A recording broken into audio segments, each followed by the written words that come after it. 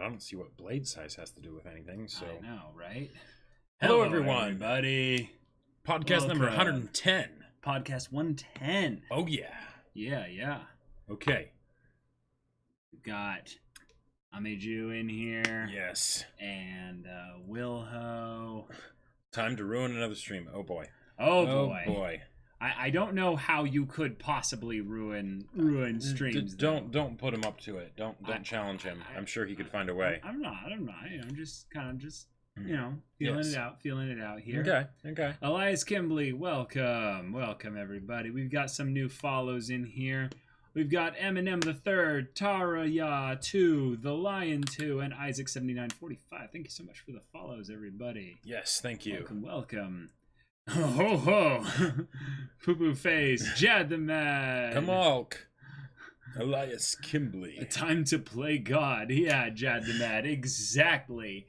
Would you like to have a magic user squad that bends to your will and you shape from their birth to their death? Well, Yes. I mean, in many ways, it could just be the cute girls doing cute things method of trying to get other people to understand that magic is a good thing and that they should pursue their own means of wizardry and whatnot. Yeah, absolutely. Yeah. Mm-hmm. In a lot of ways, that's what we're going to be doing here. Is properly subverting expectation. No, I'm just kidding.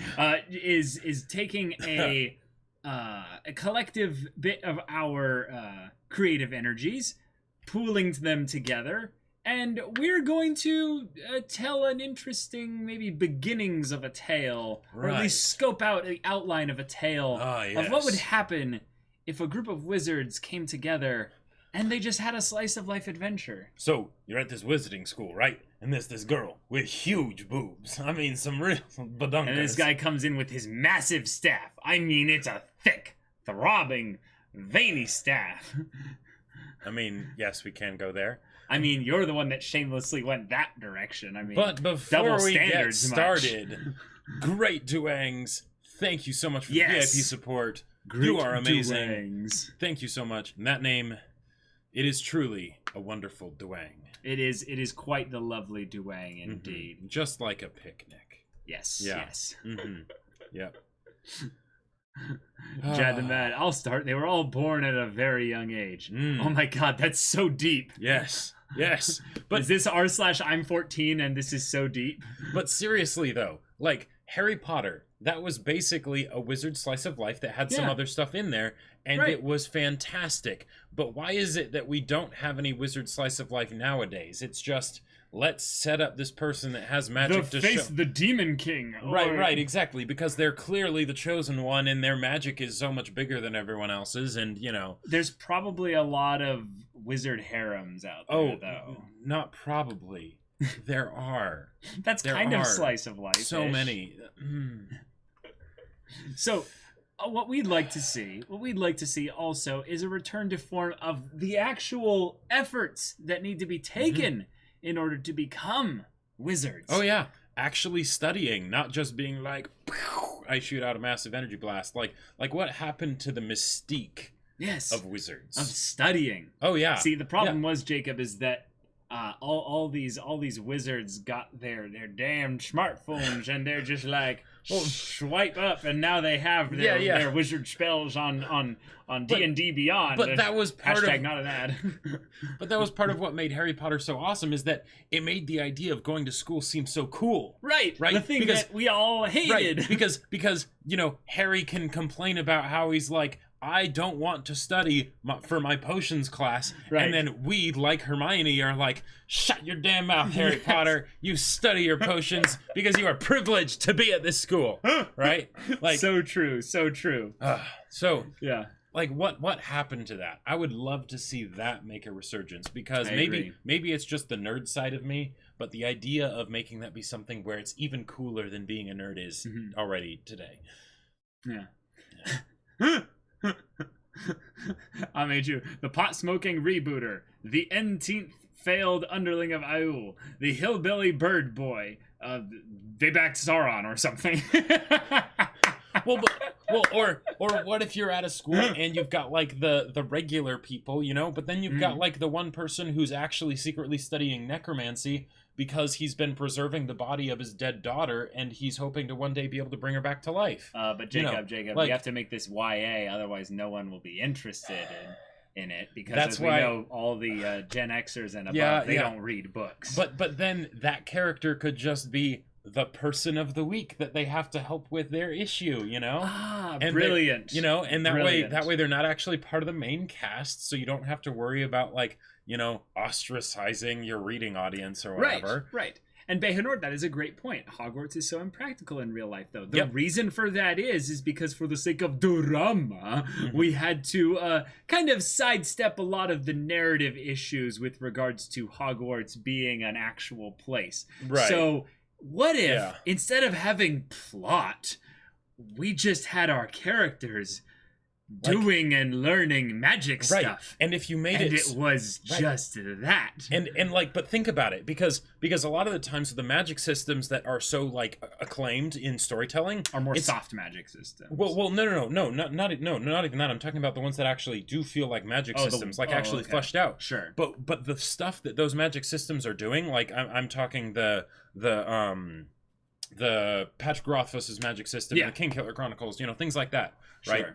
Or pretty much everything that our good friend Brandon Sanderson does, right? Yeah, basically. Like, that's actually pretty basic if you think about it, as far as establishing a system.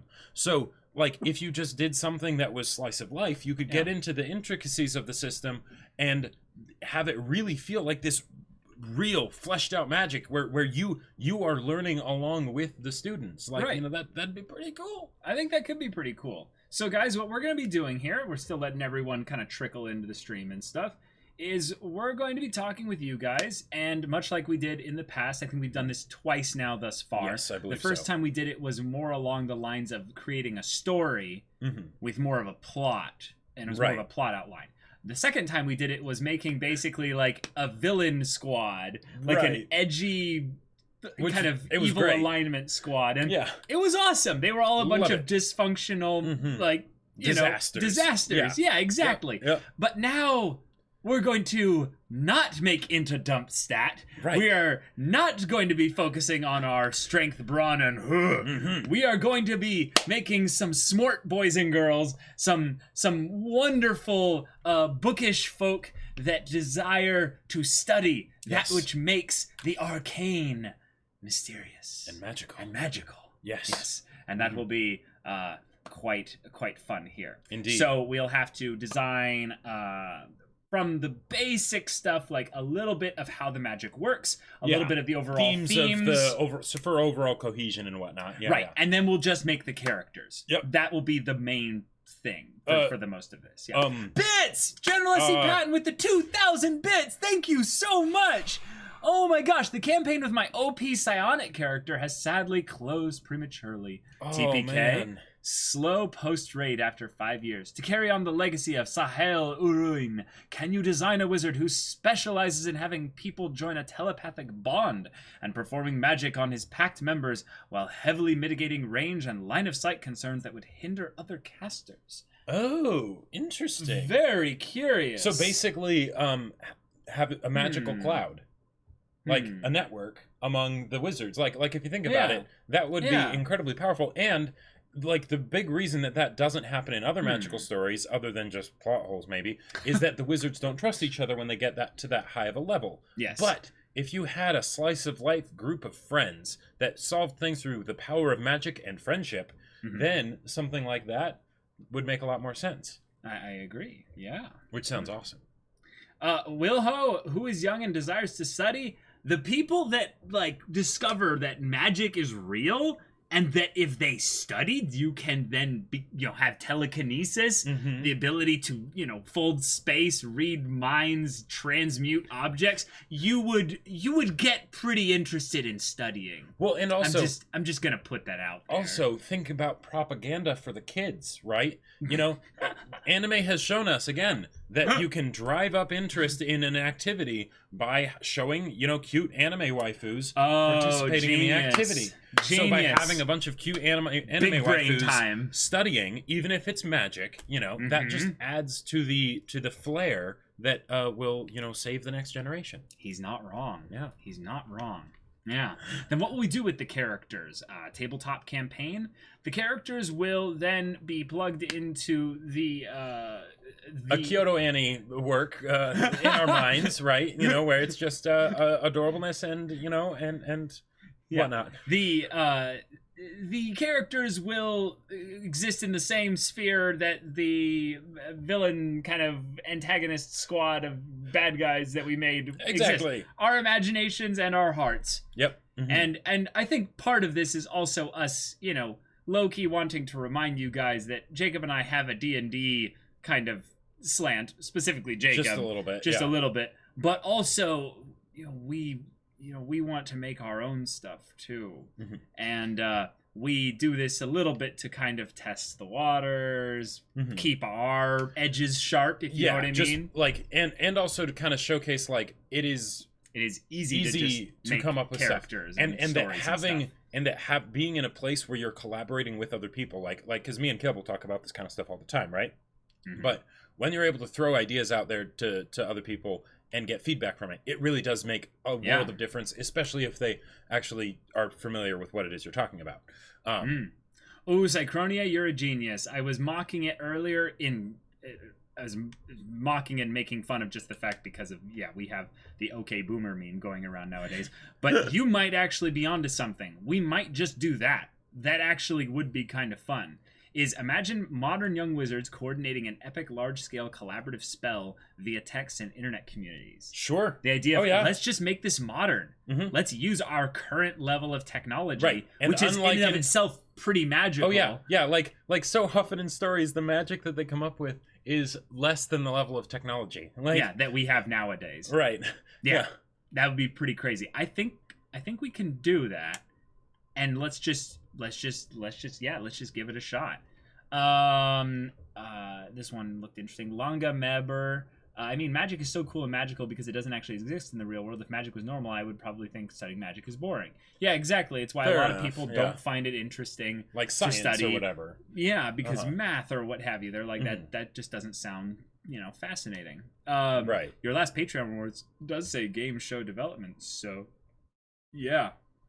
If you're on the Discord, you've heard rumblings of something I'm working on. So, join the Discord if you haven't.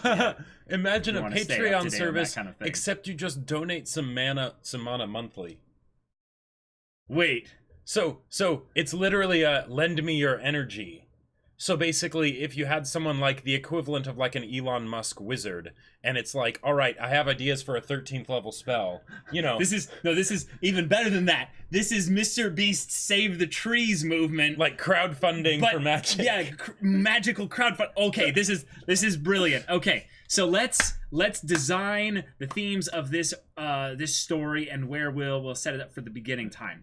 So I think that making magic system as simple as possible early would be the best way to do this. So let's say it's a pretty basic, like even just take D&D as a magic system, or like any kind of just World of Warcraft, whatever. Well, yeah, let's make it based on objects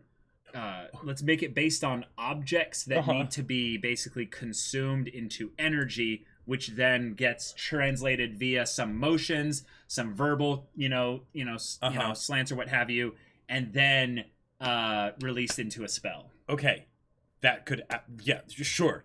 Or this is an idea that is not necessarily connected to the actual system for the magic. Okay, but take what happened with like the whole idea of the millennials and stuff, like OK Boomer and all that, right? Where D&D and the whole idea of the wizard with the spell book and all that stuff and secluding themselves and gathering power and stuff is so the way of the past, right? Yeah. And there's a bunch of basically like young college student wizards, right? That are basically changing the world and destroying society as wizards know it because they're introducing these concepts from like basic modern day technology style stuff into the magical world, right? And suddenly so we've got these cutting edge kind of millennial wizards basically coming in and disrupting technology, aka magic, right? The overall flow of things, because they're doing magic in just a more modern way. Let's try and move this away from any Silicon Valley kind of vibes, and we're not going to make these like money-making entrepreneurs. No. But we're going to make these more just creative wackos. Exactly. That have come together like in one of their mom's basements or something like that. But they come up with some ritual spell that goes viral, basically. No. Jacob, you're going way too much into the plot. Oh, no, this is a slice of life, Jacob. No plot. Stop plot. Stop. Okay. Slice of life. There's keep that on the back burner. Yeah. But let's kill the plot. Go themes. So we are in the modern time. Yes. Here. Right. Modern time. We'll take everything that's available in our kind of American lifestyle or what have you right here and have that be available for them there. The setting is irrelevant. The main thing, I guess, is that they have a desire that unifies them. Okay. And you want it to be that technological disruption of sorts that makes them just coming up with the next latest and greatest spell. Basically. But interneting magic. But how do we contradict it with something to where it's not like it's something where they're trying to make money off of it? It's something that's so simple and so stupid in some ways. They have a dream. They have a dream of making something with magic that will be like something simple or basic or whatever, but it's actually something that would have insane, like... Okay, you keep trying to go off in this other direction where you're like, we're gonna change the world! Like, Okay. Plot, all right, plot! Alright, fine. They all love magic. Right. But the thing is, they do not have the funds themselves in order to go to the wizarding schools. So they basically make their own little wizard... Their own wizard high school club, right? Okay. Where they basically try to study magic. Now. We anime now. Where they study magic together, and it's all about them trying to figure out different ways to figure out how to do things because they can't actually afford to go to college. Okay, you've again made it into a money thing, though. So no. Yeah, but it's not that they're going to try and get money. It's just that they're going to try and do the magic together. So they are just wanting to learn. Yeah, they're just wanting to learn. Okay, cool. What would be a thematic thing that would tie them together on an emotional level? Not just their goals, but something that brings them together. Is there a sibling family thing? Is there something like, let's give them high school girls save up mana to teleport to Antarctica. Let's give them like a really simple emotional goal. Okay. Maybe there's one of them that they're trying to help get past like an entrance exam that's like a year in the future or something. Sure. So they have to present basically a spell to like some governing that's body like of the wizards. Equivalent of like a thesis. Yeah. Basically. Okay. Yeah. All right. That could be something where they're just like, yeah, we're friends and we're gonna come together, but in the meanwhile, we'll also do our shenanigans and what have you. Or maybe that's it. They're all trying to do their thesis. Okay. And they all have their own thing for their own different reasons, and then they basically bring it in like a writers group to edit each other's stuff and to be like, okay, to brainstorm and things like that. Okay. How about we also make something like really silly out of this? Like we gotta have something like really ridiculous. So maybe one of them is working on the thesis and they're the serious one, right? And they cause the group to happen because they're serious and they want to have the organization and all that stuff. And then there's the other people that just like want to do random shit. Okay, are we gonna have one straight man and then the others are all the chaos? We need at least one chaos crew, and then maybe we haven't decided how many characters there are, so we have no limits in that regard. That's true. Although I feel like 4 would be we could do prime 5. amount. We could do 5 could work. 5 could work. Because 5 is technically prime. I mean, this is true. Yeah. This is true. Yeah. People like not degenerate enough. Okay, fine. We'll have a 5th person in the group that is just extremely voluptuous and well endowed. Oh, Jacob, we're in Magic Land. Should be about making them become voluptuous and endowed. No, she's trying to create a permanent back support spell.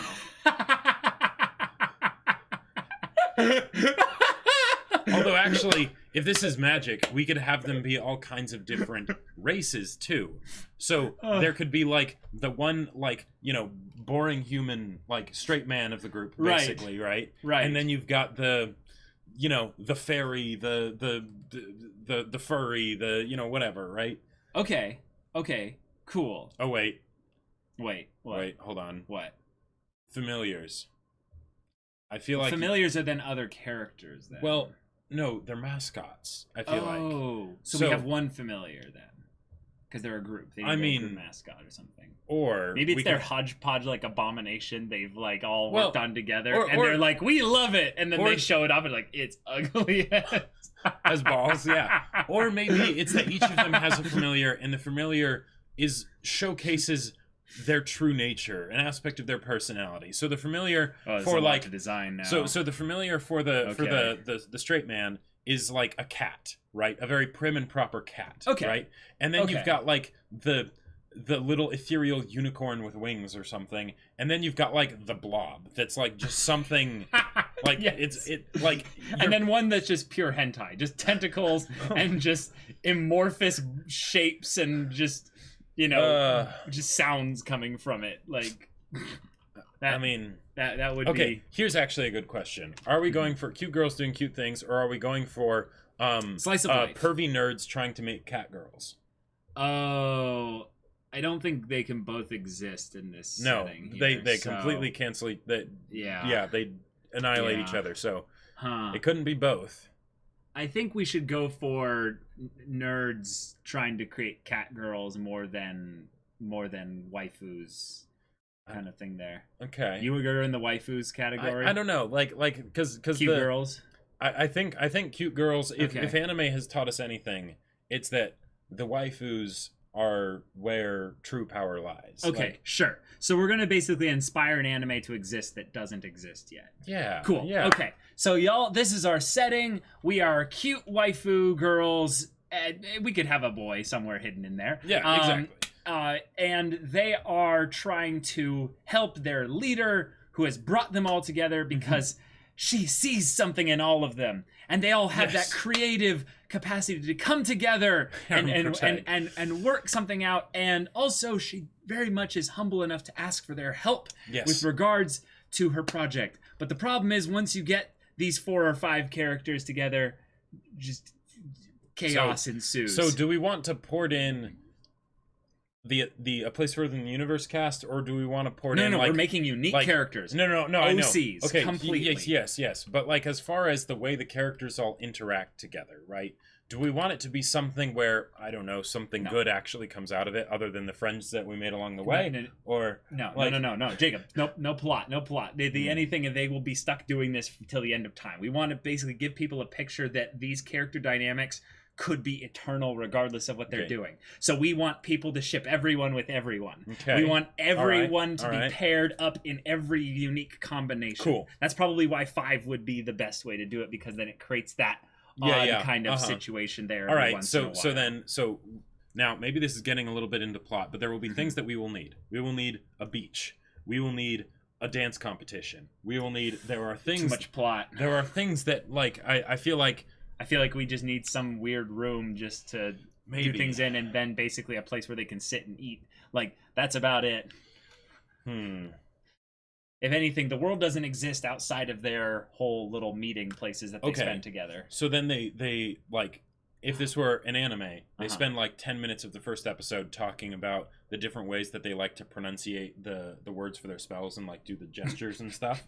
It's like, well, I like to start the circle counterclockwise because... Sure. But let's get to the characters now.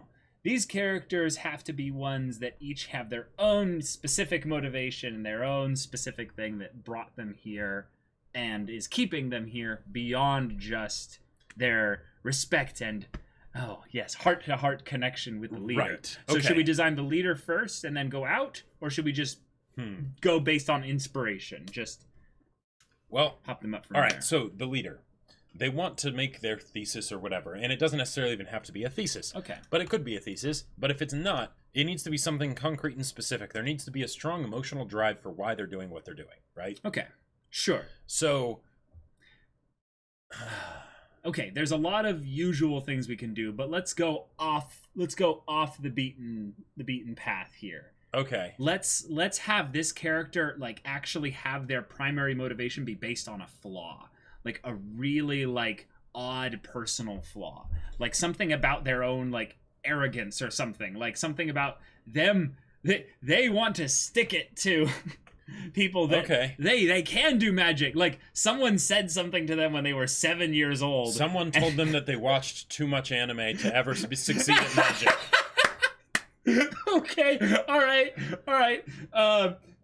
Pissed off otaku that was unable to attend higher education due to otaku lifestyle. Sure. Desires to prove everyone wrong. Or what about this? Okay. No. All right. I think I might be tapping into something. All right. What do we got instead? So, this is a college reunion of a high school club that was an otaku club, and they wanted to learn magic just to do, like, otaku, like, nerdy things. Just because they want, like, all the dreaming type stuff. Right. But now, the main character has a real thing. They have to be able to make a thesis, right? High school reunion of, let's have this be the science club. Oh, I was just gonna say like the Nerd Magic Club. Oh, there you go. Of yeah, we'll just quote unquote Nerd Magic Club. Everyone is, everyone's in their own stages of life of where they're at now, right? And that's how you can kind of introduce them in. Right, but they should all be the same age. Right, exactly. They're all right year of high school together. Yep. So we'll have them all be, let's just say 19. I don't know, cool. Whatever. Yeah. Mm-hmm. It's ambiguous. It's ambiguous. Yeah.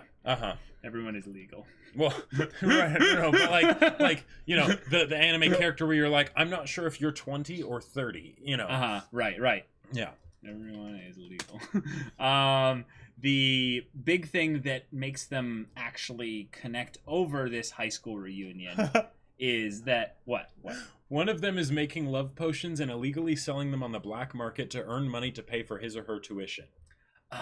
Again, okay, sure. We can go for some kind of money. See, every time Jacob and I come up with wizards getting together, it devolves into some kind of scheme. No, it doesn't have to be about the money, but it can be talking about how they're going through life and how they're making ends meet. They're all broke college students, or maybe some of them aren't in college, We're going back on some of the old things that they were doing. These are supposed to be kind of the losers, right? Like, oh, yeah. Okay. Yeah, no, that... I mean, who knows? Maybe they're not even successfully doing that. Maybe they're trying, like they're selling their magical stuff on Etsy, like and it's not making any money, and they're just they're down on themselves. But then they all come back together, and maybe we too can be amazing wizards. Okay, let's go back and just make a character. We keep trying to make this into a plot. Let's remember, slice of life. We don't care about plot. What's the main character's thing? She's trying to make her thesis. Okay. Yeah. Okay. Goal is to create thesis. Yeah. So the goal is a Cruel Angel's thesis. Yes, exactly. Create magical thesis, aka I would say, let's say a unique spell. Sure. Okay, a unique spell to present before a board of wizards. Whatever. Yeah. Mm-hmm. There you go. For her to be accepted in a wizard society or whatever. Yeah, whatever that is. Okay. Now, who is this person? She is, let's talk about her strengths. What are some... Certain magical thesis. Let's have her be someone who is a little bit ambitious. Oh, yeah. Ambitious, a bit blunt. You don't want her to have any kind of veiled okay, kind of stuff here. Okay, she's ambitious, but she's tenacious. That's part of being ambitious. Sure, but she's very orderly. Right. That contrasts the eventual chaos crew that we're going to be partnering around, and hence why she actually brings order to the chaos crew somewhat. And hence herding cats. It's crazy, but she's actually trying to progress in the order of the magical society. Right. Or whatever. I would say in a lot of ways then this character is very patient, because this character would have to be in order to be able to actually handle the Chaos Crew. But would it be more fun if she wasn't patient? Well, I think that would get repetitive after a certain point, and then she wouldn't actually deal with them. We have to make this character make sense. Patient to a degree, obviously. Okay, all right. We can't give this character motivation and then, like, say, okay, you have no reason to stay here because they're not going to help you. But we need But the thing is that they're the Chaos Crew, but they also very much care about each other, right? Right. So at the points where the leader character is weak, they still band together and like glue. Okay, the main point is that she's also very much a someone that is holding the group together. She has to be gregarious, charming, and what would be a final strength to add into this whole thing here? I mean, I would say that's plenty of strengths. Let's leave, actually, in a lot of ways, the creativity away from the leader. Let's put the creativity in the Chaos Crew. Right. So she actually, that'll be one of her weaknesses, that she has a little bit of a problem coming up with new magic. She's maybe a little bit too stuck in... And yet she desires to... Right. Yeah, so she's trying to figure something out like that, but she needs their help. Sure. So okay. She desires, great things and stuff, but in order to do this, she has to actually, step outside the bounds of the normal kind of things. Orderly could also mean a little bit boxed in, a little bit too traditional minded. So this is also going to be about the leader loosening up. So maybe we can actually take away the patient thing and have it be that they are high strung. No, that's not a strength. Oh yeah. Make it be something about them being focused. Sure. Or I mean, that's kind of part of the orderly thing, isn't it? No. Orderly would be kind of making sure that everything is in the proper place. Their focused would be more about where they're going towards here. But what would you see as being a final strength for this character? Let's look at chat here. Yeah, any ideas, chat? Can two characters be non-blood related step sibling? I feel like the leader chef's social skills. Okay. Let's have her be someone that is kind of good at planning. Like, okay, I guess that. I mean, that's orderly. Isn't it? Okay. All right, then you gotta come. Let's come up with something else. Okay.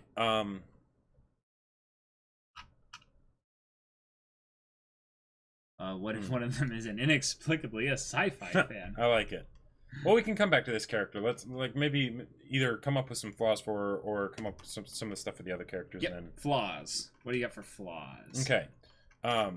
So, gregarious and charming. What would be the flaws for gregarious and charming? She is a bit selfish. Yes, that falls in line with the ambition. All right, so she's kind of using them. Right. So manipulative. Arrogant. Yeah, she kind of sees herself as better than them because she's actually working to do all the stuff that, the Chaos Crew, they wouldn't be able to. Well, if she's arrogant, then she wouldn't ask for their help. So maybe no. Well, but that's where the conflict comes in. Is that she realizes she reaches her end, right? Okay, gotcha. Because she's gone since high school or whatever, and she hasn't been going to them for help, and now she is. All right. Okay. More flaws. This is we have to go a little bit specific too. This is a bit too general. Like, what would be something that would be a specific issue? Let's touch on the thing of she drinks. Oh, there you go. And drinks far too much. There you go. That's nice and fun. Yeah, the partying to go with the stress of basically law school. Basically law school. Awesome. So this leader will kind of sit with the that bit for the name there. But with regards to like maybe some maybe some quirks, like some. What are some quirks, chat? What are some quirks that would be probably things that would be specific that you'd kind of notice immediately about this character? Amidru, you're way too thirsty for this stream. This is true. Oh boy. Wait, quirks? Oh, ha ha ha, quirks. Funny. I see this character as being one that is like constantly switching between scowl and like, hey, like I need your guys' help with something here. If you can, maybe she's a little bit paranoid. So she constantly thinks that she like left the stove on, or didn't lock the door, or things like orderly. that. Gotcha. Yeah. It's that aspect of orderly. OCD. OCD. There we go. Yeah. Mm-hmm. Yeah, OCD has the most powerful scowl in the land. Yes, cool. Yes. And she likes older women. What? Okay. I'm eating gingerbread cookies right now and drinking milk along with it, so I think that's a good personality. Okay, yeah. Quirks. She is also she's really into like sweets and things like that, and just specifically magic. Let's have it be that she is constantly a fan of generating food with magic. Like that's part of one of her favorite things. They're like her specific thing here. Okay, but just like that's more like a favorite spell. That's I mean that could be a quirk. Quirks, yeah. Quirks can be basically anything that you just identify as this person does this and not really much there. Right. But what if it was specifically like not just that she conjures food, but that she conjures like comfort food to deal with like all the stress that she deals with from school that's and what the whatnot. alcohol is. Yeah, but I mean, might as well have chocolate with it, Oh wait, no, but this is the thing. This is the manipulative we can come in here, is that she lures people to do stuff for her with conjured conjured baked goods. So basically she is just an absolute ass to all the regular people. No, but see, the thing is that she is actually charming and she's focused, she's going places and all that. The problem is that, it's all in varying degrees of magnitude here. These things could be there as flaws, but that doesn't mean that they're necessarily like, a horrible person there. Have some Turkish delight. There you go. Oh boy. Okay, so we have the leader. We should have a big eater to contrast with her stiff personality. And that's why she conjures the food, is because she needs, otherwise she would, like, bringing it back to the money again, but she's a broke college student, so she just conjures up ridiculous amounts of food. Okay, that's actually a good idea. Big eater and always, that's the thing. You just have it always invites people over to eat, basically. Since she eats tons of food, she'd rather probably do it with, maybe some other people, and that can be one of her strengths, is that she's very, I would say, giving. Oh wait, no, that's the opposite of selfish there. So instead, make it more of a thing of where that could just be an aspect of her charm and like gregarious nature. Yeah, okay. Her strengths, we could just make her curvy. There you go. That's a strength. Thick. She's dummy thick. No, but she's more smart thick. Okay, so we have our leader here. I think the main thing that will be good with this character is that they will keep everyone on mission for the most part. Right. But then every once in a while they'll crack. And when she goes off the rails, she goes way and she'll go way off the rails. All right. And then we need someone to play the exact opposite. Who is the person that instigates most of the conflict? Right, the person that just gives her a perpetual headache. Okay, so the conflict / instigator. Yeah. Okay, the conflict instigator would be someone who is very valuable to the crew so that they don't get kicked out. Right. So they have to have something that is really unique to them. This is the creative one that basically starts mixing potions together when they really shouldn't. Okay. So chaotic pyromaniac. I mean, maybe not in the destructive side of things. But for slice of life, But for conflict, I think it would also be something that would have to go directly into stimulating one of the flaws of our leader. And okay, all right. What about this? What about this? She's an actual fae. So we're trying chaos to make this is modern. No, but if there's magic, you could have magical like parallel realities or whatever. And she just happened to go to high school. Of course. Okay, sure, but she looks like an anime waifu as well.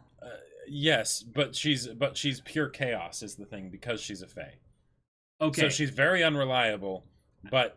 All right, so let's have that be like an alternate form or something like that. Then, like her, like, sure, yeah. So it's not really relevant to the whole thing there, but or okay, fine. No, she huffed fairy dust as a kid. Okay, all right. That's she so silly. I love it. and it had a permanent effect. So, could her goal be something related to said fairy dust huffing that she like? Wants to be, so she's the equivalent of the magical stoner basically, but fairy dust. But that was a kid, that was as a kid though. Oh yeah, but now she's still like so okay, so instead of it being that she's chaos, this person is the most underachiever possible. So okay, all right, we got to have her be useful to the group, though, Jacob. Oh, yeah. Let's go at this more systematically. I'm loving where you're going all over the place with this here, and we'll keep that in mind. But what's her goal? Let's just give her a goal, and we'll work. Does she need a goal? Yeah. Yeah, make it really basic, though, then. I mean, goals kind of have to be reachable and attainable. What if it was just more of a way of life? Okay, so peace. The goal is peace of mind. What? She believes that she can contact beings from beyond our current reality. Contact aliens. There we go. Yeah. Basically. Yep. There we go. Perfect. Planar entities, and she does it best when she's and she high. Huffs fairy dust to tap into fae dimensions and stuff. Yep. Okay, brilliant. A Quark is huffs fairy dust. Now we can put the fairy dust in quotes because it's probably what she would just call whatever substance she happens to be huffing. It could be actual fairy dust. All right, cool. This is brilliant. Okay, huffs fairy dust to shift her consciousness between realms. Yeah. There we go. Mm-hmm. Yep. And the thing is she can get knowledge from whack places. Right. So that would be one of her strengths. Is that she is quite knowledgeable about weird things. Well, about the strange mechanics of magic. Like the mechanics of magic that start to get a little basically she has esoteric knowledge. Yes. Even among magic users. So esoteric magical knowledge. There you go. That's a little bit simpler way of saying it. Yeah. All right. What is one of her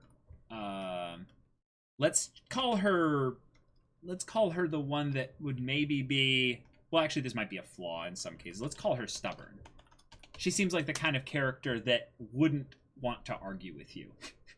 like leader is probably smarter than her and could probably go, you realize she's like no.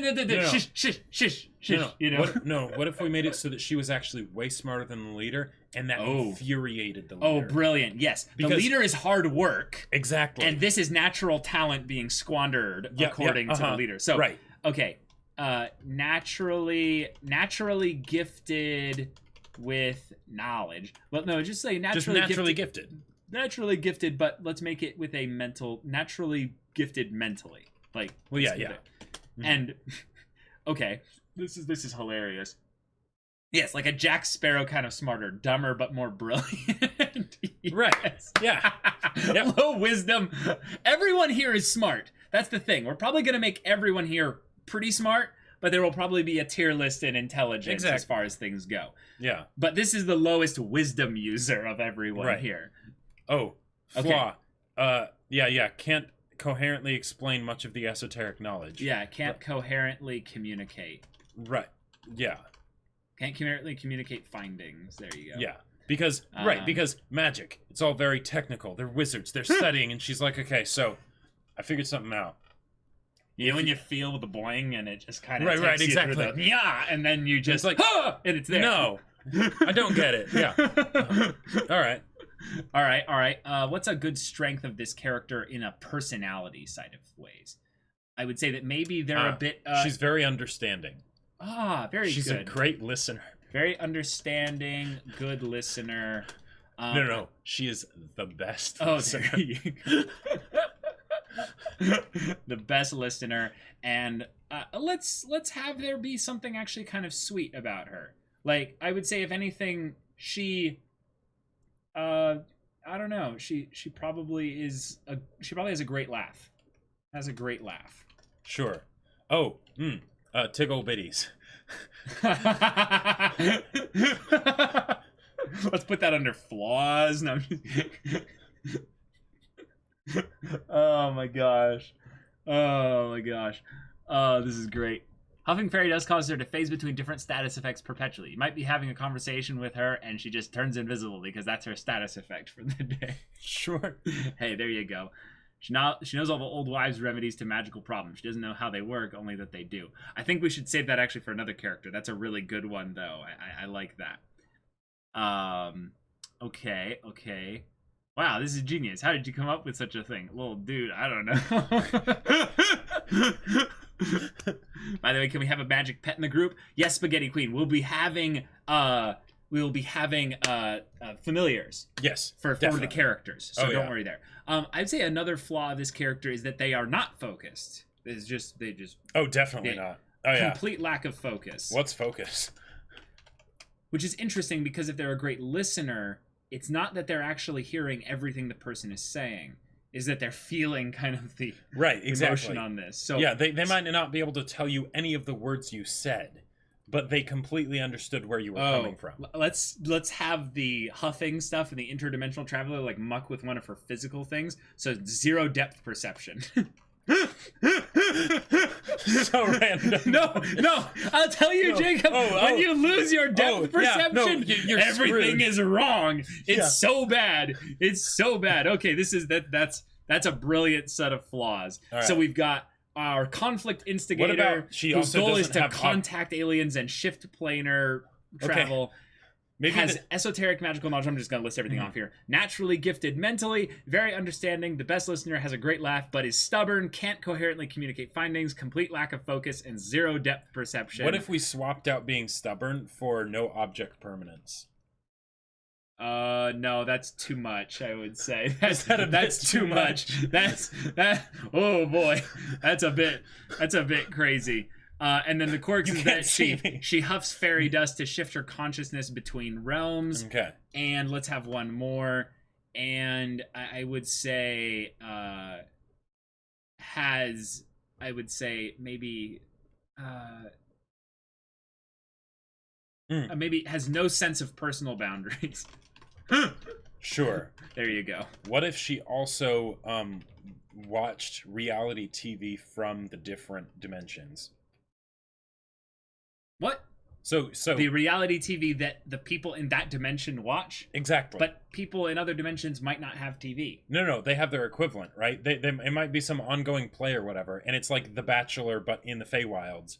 And I think she would then create it in that respect. Well, or maybe she has to go away for an hour once a week. You're like, hold on, my program's coming on, and then just goes into her room. All right, let's get some more characters in this list here. We're spending a lot of time on this one character. We need our character who pushes the bounds of magic. The one that is probably the most creative. Isn't that kind of the leader? No. The leader, if anything, needs to come up with a unique spell. And this was probably she needs to prove everything to people, basically, that she can do good magic. But the thing is, this is the kind of person who pulls little magical spells that are useless probably out of their ass constantly. But their thing is, none of them are probably grand enough for the ambitious leader. So the question is then, how do we make it so that they're not just the wild magic person? Well, because they are, like, meticulous. They're not chaotic in the sense that the Contact Aliens conflict instigator is. This is the person that goes in and they've got like the big glasses and they're like they're the like tinkerer. They're like working as a librarian now. Or something like like something that's like they're doing something that's very mundane, right? Oh, I think librarian's brilliant. I just figured out something. What? So we'll have a creative librarian slash magic scientist, I guess. Because my thought is that if you're a librarian, you end up remembering all the little ID numbers for all the books. So this is the character that has just bounds of useless facts in their mind. Okay. And they're constantly like, but what if we add this and this together? And it's like, you don't add those things together. Oh yeah, it didn't do anything. But what if we add a third thing in there? So is she the encyclopedia or is she the experimenter? Both. Okay. I would say, if anything, she is less encyclopedia and more experimenter. Gotcha. Okay. So let's have the scientist thing go back a little bit, because this is less scientific method and more, and let's do what their role is in the story. Creative experimenter. I feel like we should have one at the very least in this story. All right. And then the way that we differentiate her from the fairy dust huffer is Mad the scientist is so cool. well no what if this person was actually fairly normal? Oh sure. Like this is the normal person that just really likes magic. Okay, right, cool. So this is the passionate character with the goal of, let's have it be something emotional, making her father proud, you know. I'm just gonna do good. I'm gonna be successful in life, you know. Like wholesome character. No, actually, here. no. What if no? Okay, no. What if What? she's the struggling artist? She's the struggling magical artist. Okay, wants to create art that will last forever. And it might not. And I'm not necessarily saying art like actual art, but basically she sees magic as being an art thing, and she's trying to, you know. Right. So the experimenter would be the one that would constantly, right, you know, see what's possible. Yeah. Okay, cool. Even if it's something that's not necessarily practical, but you know, but there would be the people out there that would appreciate it, kind of a thing. Okay, so obviously the main strength of this character is that they are kind of a creative, intuitive type. That's sure. Like their kind of artist, kind of experimenter kind of thing there. If anything, I would say that they have a very, I would say, large amount of things that they've got kind of internally that they've got in there. So maybe the way that she is similar to the leader is that instead of trying to prove it to like society, she's trying to prove it to her family that she can do this thing that she's going after, and that this is Daddy serious. Proud was, well, yeah, kind of, sure, but not necessarily proud, but more of just the thing of like get the respect of the parents. That's basically the same thing. But I mean, gotcha. there's differences. But... Okay, so let's make this about get respect from parents. Okay. I was gonna say it. Yeah, it could be the original thing, so that you know. Yeah, but we don't have to go too much into that. I'm just trying to fill out the list here of all the things. So, okay. So, what is a strength of this character then?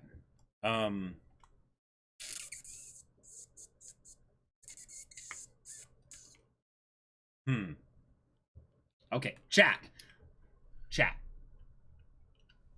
Normal, but gets overly into the magical process. Throws yet more dragon blood into the experimental potion, yelling, "Power!" Okay. I like the idea of... level-headed. Level-headed. Yeah. This is an artist, Jacob. There's, like, no such thing as a level-headed artist. Chat, does anyone know a level-headed artist in your life? I'm just curious, because I would love to meet one. That's the irony. Oh, okay, let's go with irony then. Level-headed. She likes the total opposite of the stereotype of an artist. Oh yeah, and that's why she's the person that should never Okay. she's not the kind of person that should be able to make it doing the artistic type stuff, but she really wants to. Okay. Okay, gotcha. Yeah, that's identifiable. Yeah. Strengths, I would say, is see, this is an experimenter though. This is the exact opposite of someone. Okay. Let's make this character not the experimenter, since we keep kind of trying to push away from that. Let's have her be the one who wants to experiment. She wishes she could be pulled out of her mundane I would say kind of quiet. Well, yeah, I would say if anything, the quiet girl, wanting excitement in life, I guess. Sure. There we go. So goal is to make family respect her accomplishments and etc. And the way we can do that is that one of her flaws is that she has no self-confidence. Sure. Yeah. And I would say very reserved. Okay. Cause I feel like this character is the character where it's the aw, like you want to see them succeed, right? You know, whereas like the leader character is the person that you're cheering for, and then the huffing fairy dust character is the yeah, you're awesome, right? Right. This is the character where it's the earnestness and the, you know, earnest. There you go. That's a great strength. Okay. So, if she's wanting excitement in life, I would say, if anything, she's probably one of the more wholesome characters. Sure. And I would say constantly encourages others. But that's the difference. Is not very positive towards herself, you know. So that's the lack of self-confidence. Okay. So what happened to that old crack-smoking wizard who summoned Cthulhu? Well, that was actually another who knows, story but entirely. the huffing fairy dust wizard did speak to that wizard at some point. Yes, exactly. It's all connected, y'all. Yeah. We're creating our own SOS cinematic multiverse, exactly. Yeah. She dresses like a businesswoman. That's a fun quirk. She dresses professiononally. Sure. Yeah, I like that. That's a fun quirk. She's a technical-minded person who wants to do art. Hilarious in itself. She's flaws is that maybe she's not very color like. She has no idea how colors clash. No. Have you? Well, or she's colorblind. Okay, what about for that? That almost seems more like a. Well, okay, colorblind. I mean, we could do that. What if it was actually that that she doesn't, because she doesn't have self-confidence, it kind of goes with that. Okay. But she's too quiet and she doesn't talk about her own, like she won't trust people basically. So she's very not reserved. Trusting? She's reserved. Yeah.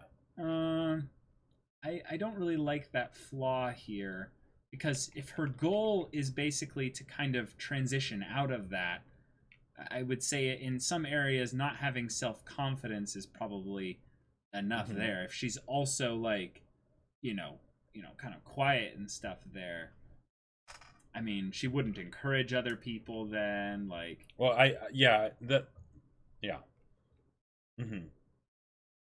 Because it doesn't have to be a complicated encouragement. I'm just saying that she wouldn't have the ability to turn her own energy towards herself. She only gives it out. Does the encouragement come from a place of just simple earnestness and she's not saying anything special, but you know she really means it? Or does it come from a place of high energy? Not high energy, no. Cool. Yeah. It's a thing of where she doesn't have a lot of faith in herself to be able to do things, but everyone else is better than her, so she sees that as a thing there. Sure. I would have one of the flaws. If this is an internet-focused series, can we call this Girl's Last Tour? Wow. She's the habit of crashing planes. Oh my gosh. She saw some amazing magic in her childhood that she thought of as art and tries hard to replicate it, hence her extensive knowledge. That actually could be actually could be a good thing, is that reserved around people. And that doesn't necessarily mean she wouldn't encourage people. Instead of making her necessarily quiet, it would be making her that she doesn't share her own internal stuff as much. Right. Yeah.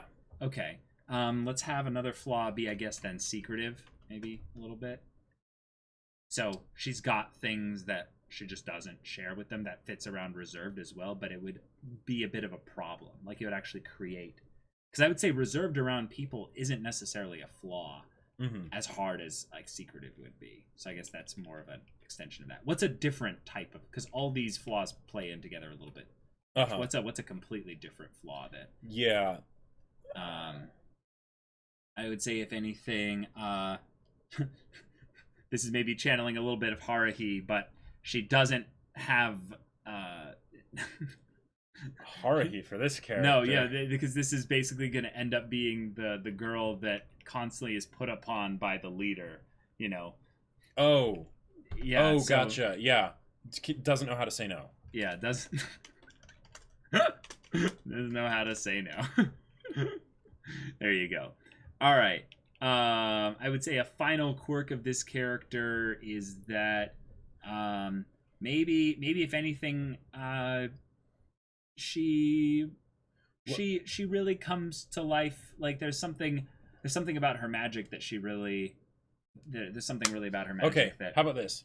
She dresses professionally, but what if instead of being colorblind, it's actually that she really likes dancing, but she's terrible at it? So, like, one of her favorite things to do when she's like, but she doesn't tell anybody about this, right? Because she's very secretive. Okay. Right? All right. Or what were you thinking? Okay. Huh. I kind of just wanted to roll with it. Dances professionally for fun. No, just for fun. Okay. When does she do it? Dancing. Dances when she's alone. When she's alone. There you go. Yeah. There you go. Okay, cool. All right. Cool.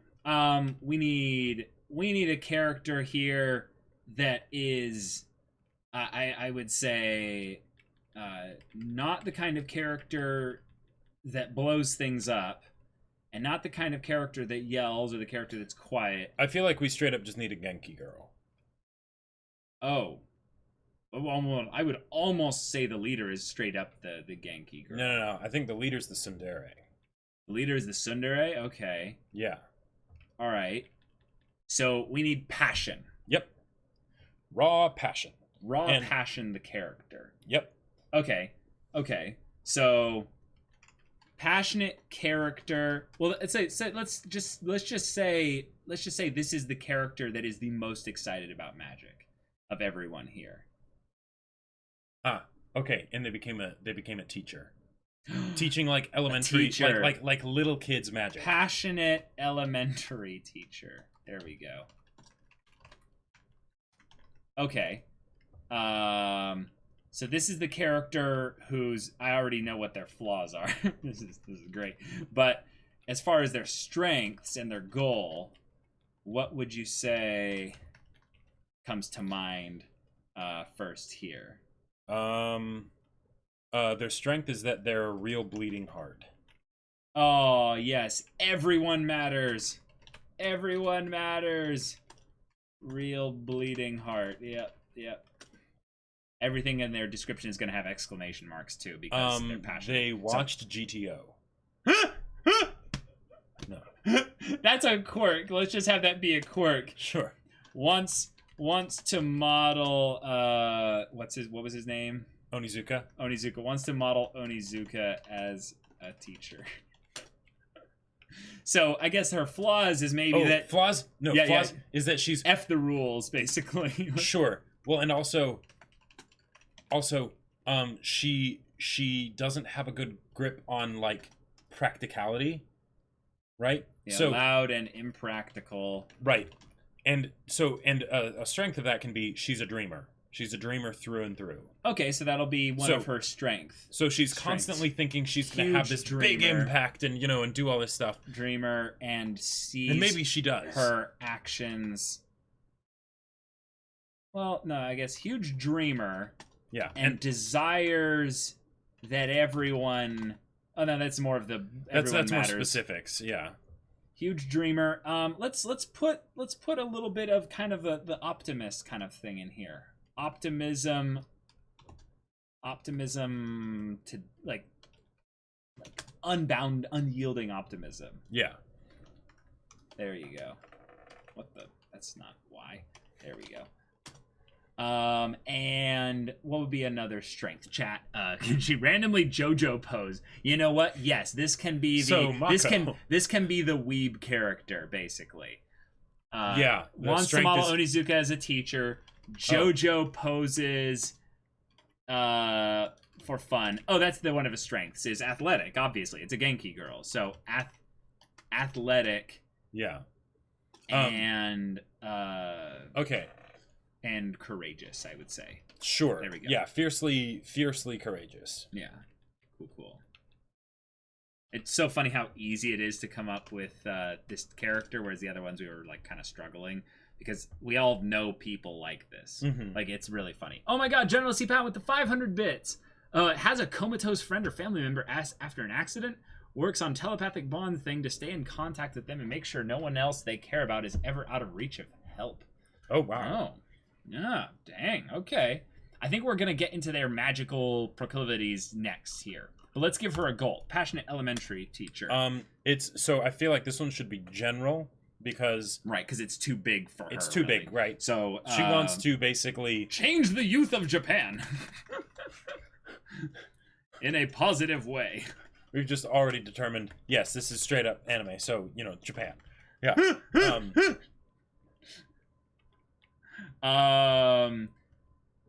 Flaws is doesn't really adhere to the rules, loud, impractical, and maybe can we get away with making her a huge otaku? Well, we already have, I think. Maybe we have. This is the thing. This is Meiju, that's great. The flaw is that she dislikes a silent voice. That is a flaw. What I think would be a great flaw here is she has another side that is actually hidden. It's the twist reveal is that she has something that she actually really struggles with. She really struggles with. Oh my God, that's real. Okay, brilliant. No one asks about her struggle with depression. Oh my God, too real. Okay. She has a demon inside her. No. She'd be so positive that the demon would be like, okay, yeah, let's do this. Let's help these kids. I would say one of her other quirks with regards to her whole thing there. She's a Fujiyoshi.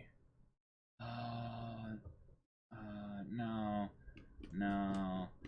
I mean, we could make her like a little bit more of the, kind of the hornier kind of character and stuff. But I feel like she's just in general a weeb, right? That's Onizuka, basically. No, yeah. But the thing is, she writes fan fiction because of course she does, right? And if that also involves some smut gets mixed in there, then I mean that is what. Okay, that's how it happens. And is a closet Fujiyoshi. Yes. There you go. Boom. All right. After all, she's very passionate. Passion. Indeed. All right. So the theme is losers coming together to create magic in a modern Japan setting, basically. Yeah. Or what have you. And this comes after a high school reunion of a nerd magic club. Everyone's an adult now, and the leader basically unites them again to do what they did best and brings all their goals together. Or at least this isn't what we did best, but you're all I've got. So I can already see where the group comes together. If we have one of the leader whose goal is to create a magical thesis, aka like a unique spell to present before a board of wizards, the conflict instigator wants to contact aliens. So she's constantly pushing at it. Yeah, if we combine our power, we might be able to do this, something that the magical community is very much not with. Then we have the next one to speak is the passionate teacher and says, yes, I love when groups come together to affect positive change. We can then take this magic and use it in some way that's very helpful. And then we have the wholesome, quiet girl who's like, yeah, I can tell my family about how I'm actually making a difference in the world, and maybe they'll respect me finally, you know? Right. So the passionate one saddles up alongside the leader.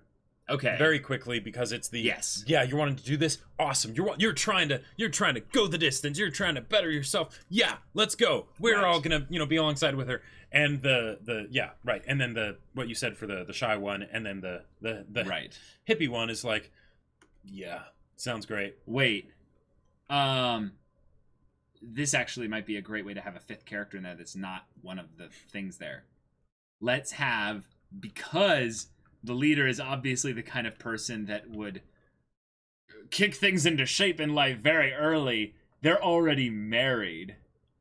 And since the setting is her house, she has a very dutiful stay-at-home husband that is basically like a very kind, sweet-hearted guy. He's actually just the sweetest guy. That just wants to support everything that they do.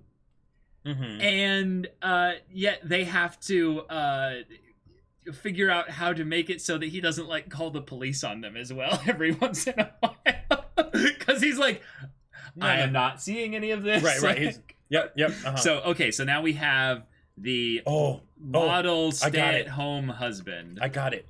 What if he actually contacted the friends at one point, because he was like, hey. So his goal is to support his wife. Yes. Goal, support wife, leader. That's the leader. In her endeavors. Okay, yeah, that's pretty simple goal. I would say it would be specifically that. I would say one of his main strengths is that he is loyal and like steady. Like he is the most steady of Eddies. Yep. Flaw, he actually doesn't have any magic. Loyal, steady Eddie. Wait, whoa. No, this is the thing. No one has magic. We're wizards, so everyone has to learn magic. No, right. Okay, yeah. But he is not a wizard. Oh, the flaw can be that he understands nothing about magic. He understands nothing. Understands nothing about magic. Right, and that's why, okay. And that's why he calls on them, maybe because he doesn't feel like he can do anything, right? Because he can't actually help her with what she's going after, right? Oh, that can be one of his flaws, is that he is definitely not okay with any damage done to the house. So if anything, he is basically like, I really appreciate it if you guys not like blow the place up. What I've got, and maybe every once in a while they do trash the house, but one of the main benefits of the leader is she basically like reverses the polarity and shifts everything back, an hour to where everything was totally fine. That could be awesome. What if it was the opposite? Okay. Where the leader was the one that was always like, don't trash the house, right? And because she's so orderly and OCD, she can't handle them coming in and causing chaos. And then the husband is basically the safety net that smooths everything over. Okay, right? So then that wouldn't really work with his we need to make him a sweet and tender soul. Yep. But what would his actual flaws be then? We're almost making him too perfect. Like we need to give him some flaws. We won't give him enough characterization to where he'll get serious flaws, but we need one more. Understands nothing about magic, and maybe this is the other thing. Maybe he doesn't actually call people on any of their nonsense, basically. So if he sees someone doing something wrong, he's like, I'm sure everything will work out just fine. Too trusting. There we go. Too trusting. Sure. There we go. All right, sweet tender soul. Strengths is magnificent cook. Yes. Magnificent cook, and I would say, maybe if anything, he's also very wise. I would say, if anything, he'll kind of come in and give little bits of, hey, think about it this way. Here's another way to think about it. I'm sensing Matsuda from this guy here, Sure, yeah. But younger, And as a job, he is a dog sitter. Oh my god, he's a dog sitter. So that's why he leaves the house and lets them run things, is that he's walking all the dogs. Yeah. And it's like brilliant for everyone in this, like within like half a mile of like where they live in the city. He is an entrepreneur dog walker. Yeah. And has his own website / business for it. Modern. He's just a really successful dog walker. He is the dad dog. The dog dad. Yep, that's right. Best dog dad. Obsessed about the setting of the thermostat. That is brilliant. That is such a dad thing. No, but that it should translate through this. Yes. But that's the leader. That's something for the leader. That's part of the leader's OCD. Because the thing about this guy is that he's relaxed, but he's hospitable. He can handle anything. Okay, we'll put this one in the leader's quirks, basically. Because maybe his flaw is that he keeps the thermostat and probably pretty high. Let's do that at 72 degrees. Actually, for peak efficiency, you'd probably want something like 69. Sure. Yes. At 69 degrees exactly. Nice. Everyone in chat. Yep, there's Amiji. 69 degrees is way too hot, by the way. The thermostat should never be turned up to 69. Yeah, we're talking in Fahrenheit here, by the way. Yeah. Celsius, I mean, I don't know what that would be in Celsius. A lot, yeah. Entrepreneur dog walker, has his own website business, and loves tea in all... and is a tea connoisseur. There we go. Tea connoisseur. If it's set in Japan, 69 degrees is too hot. Yeah. Now I'm just into the idea of this guy and the leader raising a child. Psychronia, that's probably where the slice of life thing starts, and then you end up bringing all these other people. Happens, and they just cause... If you need a complication for season 2, it's that she's still working on her thesis. Oh, and she's pregnant now.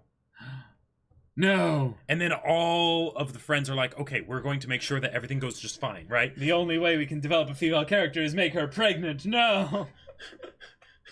No, but it's the whole thing of she needs to put up with all this stuff while, still working towards a thing. Gotcha. And then you've got the energetic person that's like, all right, let's do workouts and stuff. Then you've got the relaxed person that's like, all right, now just lie on the couch.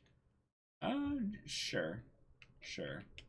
Now remember, the Huffer is not a calm girl. Like, wait, the Huffer isn't a calm girl. No, she is the conflict instigator. Right. She is the one basically like constantly deviating off course here, like not going along with the project. Does that overlap a bit with Genki? No. Genki, if anything, is bringing the group together. Genki is even more of a glue than the leader. Definitely. No, if anything, the screw the rules bit is just basically the I will not be controlled kind of thing. Fight the power, But the conflict instigator is more like, yeah. And then when we go out here and find this thing, yeah. Okay. My waters have broken, but the essay is due in 2 hours. What do I prioritize? 69 degrees is 20 Celsius. Okay, cool. Good to know. That makes it way less funny to say 69, but there we go. 20 Celsius. There we go. Yeah. What would be their familiars and magical... Okay, maybe it should just be one familiar then, because it's a bit much at this point. Well, and they all have familiars, duh, but it's the familiar that's at home, right? Because they're all going to her house, the leader's house. So it's the leader's familiar. So it's the leader's familiar. And the thing is that she's actually a little bit neglectful of her familiar, but the husband takes very good care of the familiar. But the familiar is the familiar to the wife, not the husband. Yes. I still think that would not work within the orderly kind of things. Okay. So I think this familiar is very well taken care of physically, but maybe not emotionally. It is a prim and proper cat. Yeah. Yes. And okay, familiar, prim, and proper feline. Let's have it be like a white Persian. His name is Jasper. Feline, white Persian, named Jasper. Sure. All right. Okay. Every episode, the husband is taking care of a new familiar. Hey, that's the thing. These could be, it's not about walking dogs. It's about taking care of people's familiars. Yeah, it could be all kinds of things, yeah. Who knows? Anchor Preggers put on a rocking chair and then ignore her for like 20 chapters. Then she dies of sadness. That's basically Revenge of the Sith, right? That's basically the plot of Revenge of the Sith. Writing female characters is so hard. Ugh. Cast stasis on her tummy. Oh my gosh. Tom Bomble Hildo or Speedwagon. Speedowagon. No, that's the thing. If it was a dog, yeah. And then are the familiars now the source of the mana of the... We could actually just say, for the sake of canon, that the energetic one that's also an otaku, yes, their familiars is a dog, and it's Speedwagon. Speedowagon. Speedwagon, yeah. There you go. Brilliant. Speedwagging, or no, Speedowagon, and because she randomly saw, like, a Speedo fell on its tail, and he started wagging it. Right. So she was like, that Speedo's wagging. Oh, hey, there we go. So that's the name. We'll have this be a golden Labrador named Speedo Wagging. Or Wagon. Mm-hmm. Speedo Wagon. All right. Yep. And I would say uses, I don't know, charm or maybe physical magic. Maybe enhancement magic of some kind. Sure. Yeah. Do we want even them to have any magical proclivities, or what have you? Well, that's a bit limiting since we're talking wizards here. Mm-hmm. Where they should just be able to study. Right, it's more of just how they study things. Yeah. Right. So then, for the leader, her familiar would be something along the lines of a. I mean, the prim and proper feline white Persian named Jasper. I think that's pretty good. Okay. Sure. I was thinking that the familiars could have some benefit to the magical area of things, where it like provides an enhancement, like provides a boost in a specific area. We could. Maybe I feel like that's not as that's going too much into systems and yeah stuff. Yeah, that's a good point. Systems for something that probably isn't going to come up very much. Yep, that's a good point. Exposition dog. Oh my gosh. No magical skill, but a near encyclopedia of knowledge of how to properly look after familiars. Oh, sure, for the dad or the husband. I mean, that just goes along with being a maybe pro level dog walker. I prefer encyclopedic knowledge of household chores because at the end of the day, knowing how to cook a well-balanced meal is better than most magic. There you go. Indeed. There you go. Indeed. So the wannabe artist girl familiar is a turtle. Yes, because it hides within the shell.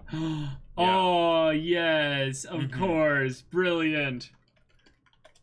Familiar. Let's have this be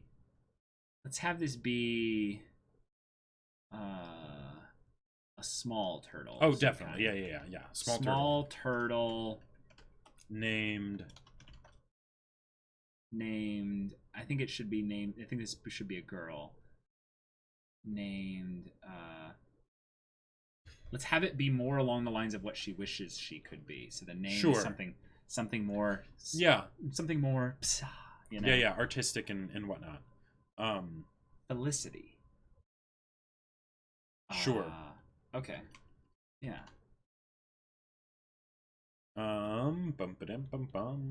Let's actually have. Well, no, we don't have to go too in depth into that.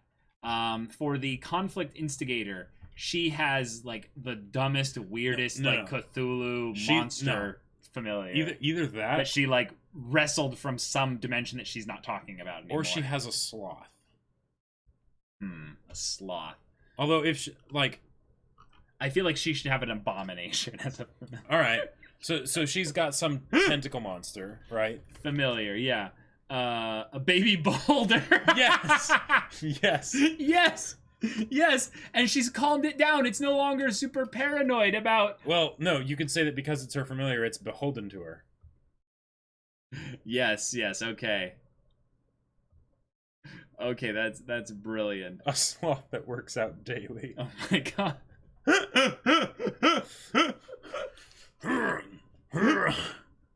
A baby beholder that hangs on her every word. That's brilliant. She actually just keeps amazing. the beholder baked on fairy dung. There you go. Yep. It's her like it's like in the Boys, basically just grabbing a baby, blah, you know, just pointing at it, things just blah. Diabolical. Ever seen that picture of the handsome Squidward beholder? That I have not seen that. Jad the Mad, please send that to us over Discord. That sounds amazing. Okay, so we've got a pretty good. Wait, whoa! What's the name of this familiar, Caleb? Oh, that's right. We have or at least not what's its name. What does she call it? What does she call it? Yeah. They're named. Oh wait. It needs to be something really simple and basic. Something that the beholder would absolutely hate to be called. Chad.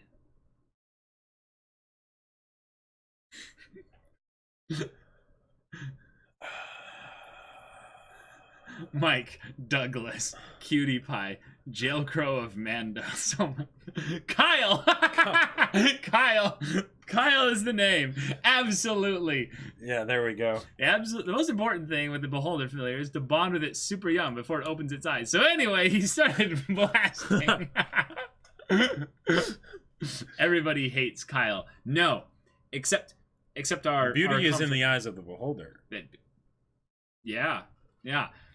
Let's come up with the names for our actual characters here, though. Oh yeah, we've named the familiars. We might as well name the characters. Yeah, might as well name the actual characters here. Okay. So the leader, I would say, is one who's Are these going to be anime names? What, like? Well, I mean, like, or I don't know how the naming scheme works in Japanese, so no, of course not. Like, all right, I can have a Japanese equivalent name. Okay, but I don't know. I'm what? Okay, so leader. Name for the leader. I feel like she should have a name that showcases that she worked her way to get this far. Okay. A name that showcases one as being like a struggler, but someone who is also, I would say, and maybe a short name, like to the point kind of a thing. Yeah, there you go. Yeah. Okay.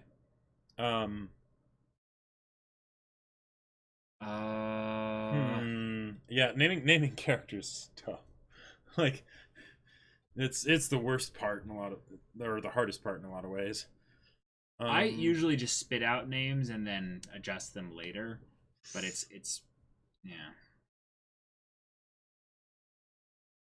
yeah, I got it. Generalist pattern. Yeah, I got it. Guts. Guts. Guts. No, Beth is no, Beth has other connotations in my mind. Like, I also feel like if someone's going to roll their eyes and be like, "Ugh, Beth," you know, like basically the conflict instigator. Right, Beth isn't a name that you can take seriously. Well, Beth is a name that I. So, Patricia, daughter of Lucy, tamer of dragons, beheader of a Cthulhu, top in her class in middle school, second top of her class in high school. Bayanor.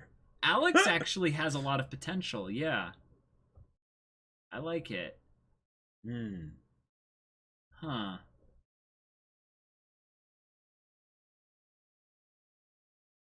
Let's see if we can come up with any of the other names as well. Okay. All right. Oh no, I got nothing. I think the one syllable thing is limiting a bit much here. Not necessarily one syllable. Because it has to end in a vowel. I think it has to end with a vowel so that you can drag it on with someone like being frustrated, what have you.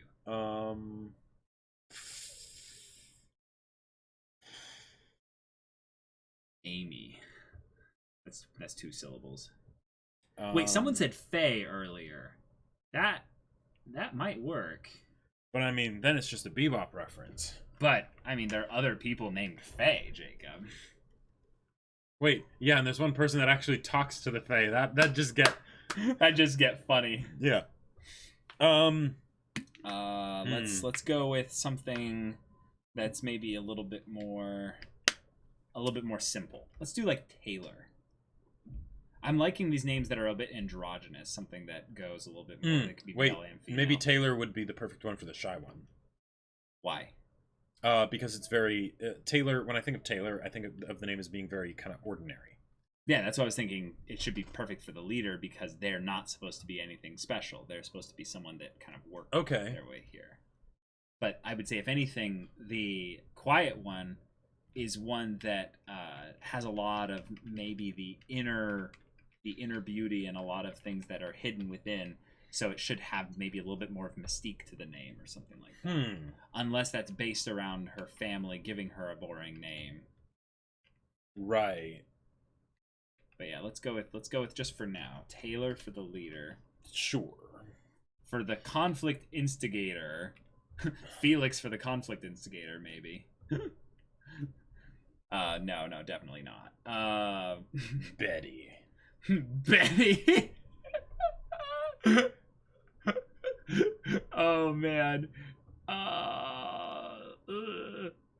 Karen. Ah! No. They like her eyes are like blacked out and everything, and her hair's floating and meditating and stuff. They call me Karen. As she speaks to Cthulhu or whatever. Karen.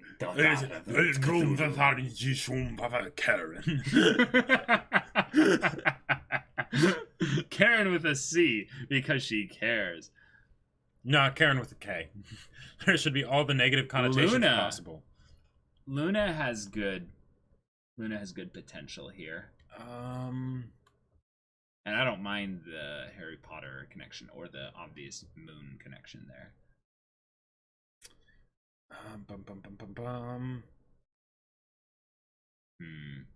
Charlie. Karen with a Q. Oh man, that's Caleb. Murray. Now I'm imagining a pissed off elder god appearing and asking to speak to the one known as Karen. Yep, exactly. It's perfect. All right, we're calling her Karen. I mean, Karen is a conflict instigator type name, just in general. Exactly. She's like, I have approximate knowledge of many things. Where is your manager? Where is Karen, mortals? So the quiet girl wanting excitement in life, we're going to name her something that would be a little bit more... Brianna. That sounds like boring white girl, so maybe that does work here, but I don't know. And the thing is, I was thinking to anyone named Brianna. I was thinking of the handmaiden from KOTOR 2, which is about as white as you can get. Yeah. Yeah, that's a great point. River. Oh. Sure. Oh, River for the quiet girl? Yeah, let's do that. There we go. River. Now, for Genki, passionate elementary teacher. Alex here? Yeah. There we go. We'll call her Alex. Yeah. Alex Strawsa. Wait, no. Okay, the husband. Bill. No. We could just name him Husbando. No. We could actually just have his name be Husband because Taylor constantly just says, husband! And he's like, yes, dear. And what does everyone else call him? Husband as well? Alan! Oh! Alan! Donovan, oh God. Hoss. Hoss. We could just call him Darling. That would be funny. Sub. I don't know. Sub! Wow! No. Basically just like, let's just call him Beta. Like... Beta Ray Bill, No, actually, no. He needs the sophisticated name. Oh. But he's just a regular dude. Okay. So it's like Trenticathon.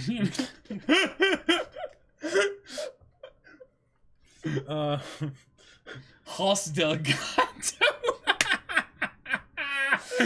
Oh, chat, you're making this amazing. Boy. This is so good. They call him Leader's husband. We can call him Giorno Giovanni. No, I'm just kidding. Gamaguri Gustav. Oh, Gustav actually has... Gustav, yeah. Yeah? Frederick? Sure. Alistair. Oh my god, yes. Right. So then everyone calls him for short Ali, which yes! And yes! And Taylor and Alex, those are names that can go for, like that are pretty Right! gender neutral, Oh my gosh. Oh, we need to give him the full name. Alistair Alistair Frederick Rudenball. Alex Frederick Rudenball. No, he has 4 names. Alex Frederick Rudenball. Because the thing is he doesn't know magic, and he's actually from a powerful family that didn't know magic. And Rumpelstiltskin. No. Alex Frederick Rudenball. Whatever this last name is, that's her last name too. Unless she's the kind of person that doesn't have last name. What? Mahane. Yeah. So. Mahane. Mahane. Sure. I was thinking like Mehain or something. Meh. No, because that has meh, and he's nothing. Yeah. And he's not, anything. There's but nothing meh about him. Yeah. So if anything, we should have the name be something that sounds strong. Orthok. No. Avalon. He's of the Avalon family. No. Okay, let's. No, I like just Avalon. Made him Brass Dragon. No. Avalon's good, but let's move it to being his middle name. So first middle name. Rudenball is his last name. Yeah.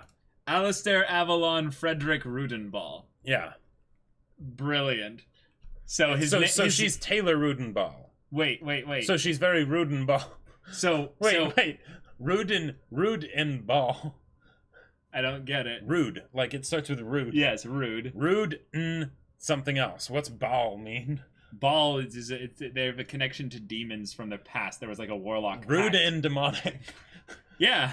So that's the kind of No, that's where the conflict. That's the kind of PhD there will person she's gonna be. Dr. Rude and demonic. I mean, hey, Rude magic has to come from somewhere, and a warlock at some point has to be successful at some point in history. Warlocks can't all fail and split from their masters, and or get consumed by their masters. We were talking about a slice of life story. Yeah, exactly. We're just talking about names, really. Yeah, she's Taylor of the Rudenball family. like she's ambitious, She married up, and clearly this guy's of the utmost pedigree. He was prepared to be a good husband. Oh man, Rudy. His family aren't magical, but they made pacts with the devil at some point. There you go. So that's why they have a ton of money and fortune and what have you. Gorthrar Grand Griffith. Alistair Frederick Rudenball Avdota. That's actually a good question. Did she take his name or did he take hers? I'd say she took his name for the notoriety that came with it. Yes. Yeah. Guy who looks after dogs is pedigree. Yes. Okay. I knew what I was. All right. I knew what I was. This is a slight tangent, but along the lines of the whole idea of magic stuff being modernized and it changing things.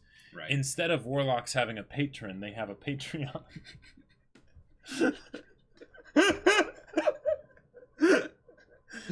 So they're a charisma-based caster. Yes, they're a charisma-based caster, and they basically convince their patrons to crowdfund their magic. Their magic. Oh my gosh, that is so genius. Oh, that's painfully genius. Oh, okay, that's brilliant. some warlocks end up with their patron on a leash, which is appropriate for the dog walker's leash. Why is now the husband more of an interesting character than all the other characters? It's because we're men, Caleb. It's because there's like maybe like 3 women in this chat here, and basically all the other guys are just like, yeah, the bro, yeah, yeah. Be Wario Brando. Oh my god. Lesser demons have coffee. Wow. Wow.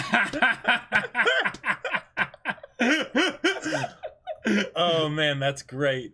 He's the most interesting character, but we'll never tell his backstory. That's right. That's the joke. He's uninteresting, but is perfectly set up not to be.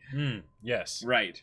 Well, and that was all stuff. He did maybe have an interesting life beforehand, but it was all things that he gave up. Okay, so let's come up with the pairings and what would happen if these two kind of spent time alone together. Like, what would be a relationship dynamic? So we have, what would happen if you combined Taylor with Karen? Okay, this would be probably where most of the conflict would come. Taylor with Karen. Taylor x Karen. Let's make this ship. All right. Okay. Nothing gets done. So this is where arguments come up. Yes, absolutely. Arguing. More Sun, you know. No, just for sure. Just because the leader's the Tsundere, right? Shenanigans, yes. Yeah. I would say also. Okay, here's actually a good question: is the leader more stubborn, or is is Taylor more stubborn, or is Karen more stubborn? Karen is more stubborn. Karen is more stubborn. Well, okay, yeah. The thing is that Taylor is also trying to work with Karen and make her help. The thing is, Karen is like, no, we're focusing on this right now. This is what I'm going to be. It's like, you were focusing on something else 10 seconds ago. Let's keep things on track here, you know? So then, how do we have them actually end up working together? I feel like maybe just all communication would break down between the two of them. So the problems would be arguing, communication breakdown, lots of maybe potential insults. They regularly need someone to mediate. And regularly need mediation. And if for some reason, if for some reason benefits, what would be the actual benefits of this bit here? I would say if anything that I would say there's huge mechanical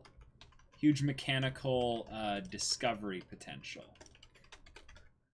Honestly, I got caught up in donating to Mephistopheles on Patreon, and I've forgotten who everyone is. Oh boy. Okay, yeah. So they could actually do some pretty amazing things if by some miracle they managed to be working together. Well, right, but that's where you'd get mediation, communication, and all that kind of stuff done there. So a huge mechanical discovery potential with magic, and I would say if we looked at the two of them, what if they were also together, the closest of friends out of everybody? And it's sort of one of those, like, it's a miracle that they are still friends kind of a thing because they're such opposites. But they somehow actually really get along well. Opposites don't usually end up being friends. Opposites usually end up attracted to each other. Sure. Okay. They had a fling in high school. I don't know. That could be a thing, actually, is that the benefits of them is that there's a lot of tension in the Okay, but we are making this a slice of life, right? We are not going to in any way harm the wholesome relationship between Alistair and Taylor. Yes, that's true. So then we won't do that. Okay. Huge mechanical discovery potential. Let's just have that be the only thing then. Yep. So what happens if we give maybe Taylor... let's do the other two, actually, entirely then. Okay. So we've got Alex and... what was her name? Frick. River. Yeah. Gotcha. Alex and River. We get Alex and River together. The problems is that we have basically a wild dog dragging a tired No. Okay. What if it was? What if we come up with problems later? The benefits is that they actually are perfectly matched up. In that the one person is insecure and the other person's constantly building her up and to each other. Mm-hmm. Yep. And okay. And the problem is that sometimes because they're so different, River feels like she's disappointing Alex, maybe. Like she's not living up to the belief and expectations of her good friend. Gotcha. Points Alex. Oh, and let's have Alex wishes for a deeper connection with River because she's got her own issues and stuff like that, and given that River is probably the kind of person that could help a lot. It keeps the relationship from getting really close because they don't really become vulnerable with each other. Doesn't know how to break her shell. Mm-hmm. Right, cool. because Alex sees River as having enough on her plate and doesn't want to bother her. Okay. River sees Alex as being like too awesome, so it kind of gets her down, and then she doesn't ask Alex about, hey, how are you doing, kind of a thing. Okay. To be honest, this sounds like a webtoon. I mean, I would read this webtoon. Basically is. All the characters have been named already. So we have the leader, who is Taylor. We have the conflict instigator, that's Karen. Yep. We have the quiet girl wanting excitement in life, that's River. We have the passionate elementary teacher, that's Alex. And then we have the husband, who is Alistair. Yes. Yes. What are we creating characters for? What did I miss? Oh, you missed basically everything, one sec. Like, you basically missed everything. We were making characters for the sake of having fun and doing basically a slice of life wizards kind of cast of characters. Right. And just sort of seeing what kind of stuff could come from that. Yeah. If anything, I'm curious if I can do a quick little thing here, because I think the way we did this before we actually had it on a Google Drive. And then like shared the specific document kind of a thing. Yeah, then we shared the specific stuff there. So let me see if that was what we did here. No. Was it? Oh, it might have been a different. Google Drive. Potentially. That might have been it. But because then everyone in chat could have noticed. Yeah, could see it in real time. Oh, we did do that, didn't we? Didn't we do that, chat? Let me see, because I think we did. I think we did do that.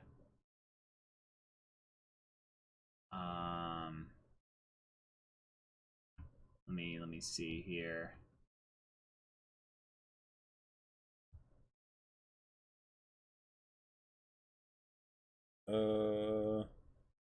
Maybe not. Well, we can just go back to the other OneDrive and then just make a document and quickly share it.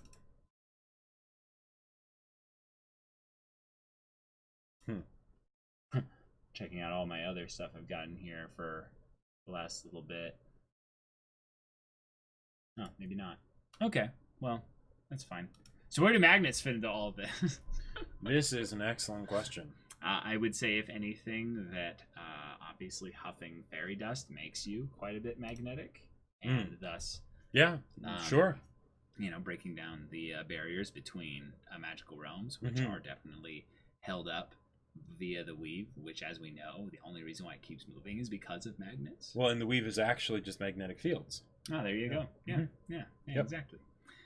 Magnets is magic. Opposites attract, so magnets. There you go. Indeed. How about the rest of you intelligent viewers? What happened last time? Oh, okay. So someone was saying that, I think you did do that. Okay. Okay, yeah. Then magnets could be a spell of the week. that could be pretty cool. Yeah. Spell of the week to figure out how to use. Yep. They constantly end up screwing up in modern day times. Cell phones. Yep. Yeah. Yeah, I mean, everyone has access to magnets, so not really that crazy. Spell of the week every week. That could be kind of cool as like a story thing, is just them dealing with a new spell every week instead of it being like a monster. Sure. But again, it feels too plot. Like, yeah, maybe they're trying to figure out a spell for something, and then it's like them determining like, okay, either they can do it, and then for some reason it's not enough, right? It's it's not cool enough. Someone's already done it before or whatever, or they don't figure out how to do it. Imagine if Karen was literally affected by magnetism. That could be kind of funny. Just like, oh my god, the magnetic fields are so strong. Yeah. But I mean, it'd be fun to check. Have you guys seen Nun Piece yet? No. Nope. No. The dog walking gives us Monster of the Week. Yes. I gotta say, I love the idea of them all basically just, going over to, to Taylor's house every night or weekend or, or something like that. And good old Allie, is like, just like, oh yeah, okay, she's upstairs, blah, blah, blah. Yep. Yeah. I definitely can see this cast having a lot of fun together. Because it feels very like, yeah, basically every kind of slice of life kind of thing I've seen, but almost in a way kind of a young magical Golden Girls in a weird way as well. Oh, like, sure. Yeah. Like, we didn't actually go as in depth into these characters as maybe I would have liked. What's the name of this story? Yes, we must come up with a name in order to drive excitement to return to it. Yeah. Light novel title. I reconnect with my old friends in order to make my magical thesis. No.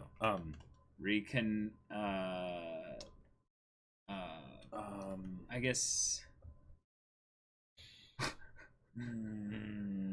you should give each of them a familiar. Oh my god, Ramiz, that's literally what we just did. We did that too. That's hilarious.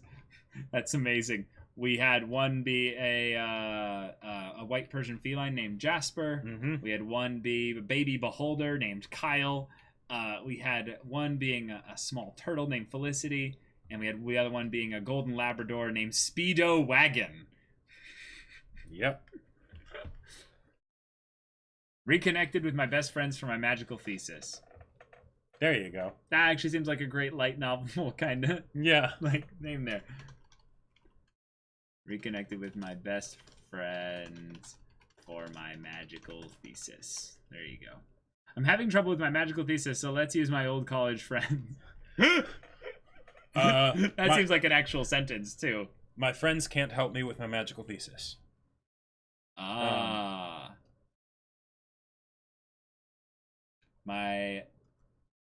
friends are useless with helping me with my magical thesis test. Magical thesis test. All my friends are useless. Let's add exclamation points. It just feels very, the Lord of the Thesis.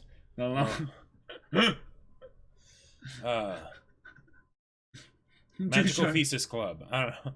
Too short. Light novels need to be as long as possible. I won't be satisfied until I know their magical proclivities.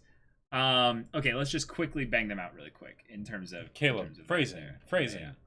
Okay. Taylor's married very happily. Well, let's just go straight D&D. What would be their magical school? So for I would say for Taylor, she would do something along the lines of probably something strictly on the knowledge side of things. Well, I mean, they're all strictly on the knowledge side of things, but I think isn't that a knowledge school? Maybe she would be abjuration. Really? She's the leader, like. Mm-hmm. Abjuration? Okay. Yeah, because that's the most like wizarding wizard kind of a thing. Sure. Okay. Karen is definitely summoning or conjuration. Yeah, conjuration for sure. Or no, divination. Divination. Sorry, we're dumb. Yeah, it's definitely divination. Definitely divination. Okay. And then transmutation for River. Yeah, definitely. Yep. Oh, I did this in the other way. So, yeah, and then what would be for Alex? Evocation. Evocation. Easily. Because you don't want to have it like even be remotely tied to anything physical. Just evocation. You don't have it just be war magic.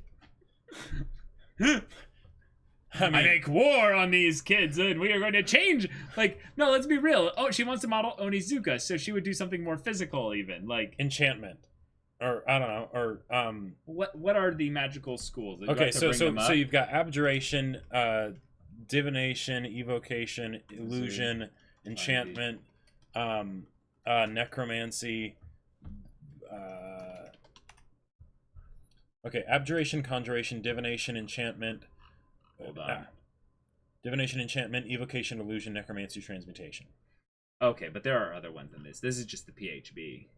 Well, no, I mean there's other subclasses for wizards, but those are the those are the schools. Those are the schools of magic. Oh, okay. And it wouldn't be necromancy, and it probably wouldn't be illusion either.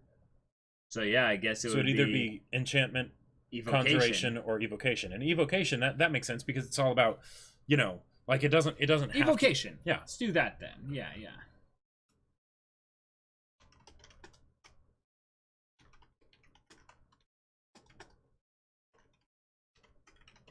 Okay, cool. I've got a title idea, but I need Taylor's full name. Taylor's full name is Taylor Rudenball. Taylor and Karen are definitely the stars here. I mean, yeah, they're the least tropish, I would say. Karen, daughter of Kimstar, son of Celebrimbor, cousin of Kyle, third roommate of his brother's uncle's adopted brother's old classmate Carl the Llama, son of Cthulhu. Oh, man. Wow. Oh, my God. Oh, boy. Teacher is telepathic to keep in touch with students. There you go. Yeah, that's a good idea. The academic illusions of Taylor Rudenball. Because she's abjuration. Well, and illusions being kind of a play on delusions, Oh. Because sure, you could just have it be the academic delusions. What about the magical delusions of Taylor Rudenball? Just the name feels weird. Magical delusions, useless friends. Huzzah! Just descendant of Corcus, the father of us all. What if it was just magical delusions? Yeah, we just call it magical delusions. There you go. Muda amigos.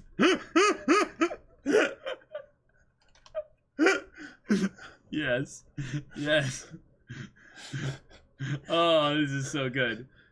The irregular at Magic High School. Damn, that's already taken. Wow, really? Yep, That's so weird. Muda Nakama. Useless friends. Magical delusions and useless friends. There we go. Sure. That's brilliant. I actually find that more interesting now. Futaba fraternity. Oh no. Oh, Futabu. Oh, okay. Oh, Futabu. Yeah. Not just Futa. I thought you said Futa fraternity. I was like, what? Magical delusions, useless friends. Buy my book. I mean, there you go. Yeah, it's one of those things where it tells you what it's about, and it also tells you nothing about what it's about. Right, exactly. What was that high school boys comedy thing that you liked? Daily Lives of High School Boys? This feels like that, but it's Daily Lives of Delusional Magical College Girls. All I'll say is Daily Lives of High School Boys. So Nichijou is just my daily life, right? Doesn't fit Nichijou at all as a show. Okay. Daily Lives of High School Boys actually does fit really well. The name. Gotcha. Yes, it is amazing. All right. Well, should I tell him? I mean, I'm trying to ignore it, but Boku no Pico Academia. Yeah. Okay, well, this is about a good time where we can stop this, y'all. This was a lot of fun. I had a lot of wacky good times with all y'all. don't necessarily go anywhere. I might have something for you. We'll see. We'll see. Oh. But we're gonna end the stream here. But stay tuned for an update potentially in the next hour. See. Something I'm probably gonna do solo. So we'll see. Interesting. We'll see. Just for fun. But other streams that we have, But they're all other at 3 streams. p.m. Pacific Standard Time. Yep. Tomorrow we got One Piece manga review. Mm-hmm. That's Going through, I think, volume. amazing. It's like either 16 or 19. I'm not sure. Yeah, or 18 I think or something like that. Yeah. But we've got also a fun stream happening on Thursday. Jacob's That's right. playing a new game. I'm starting a new game because Yeah. Attack on Titan manga catch-up's out of the way, Komi's out of the way, and Berserk Volume 40. So I'm going to be playing Yakuza 0 starting this Thursday night. Mm-hmm. Or evening. Well, yeah, 3 p.m. Pacific 3 Standard Time. p.m., Same time as all the other ones, Mhm. But yeah, I'm a bit excited. Yes. And then I'm going through Tales of Berseria, and I've gone through a huge portion now. Big things in the story. So pretty cool. Pretty cool there. So, check that out. The JoJo of video games. That is high praise. That's really high praise. Yeah. Okay. And then of course podcast again on Monday 3 p.m. Pacific Standard Time. Indeed. Hope to see you all in the next ones, y'all. But until then, we're Semblance of Sanity.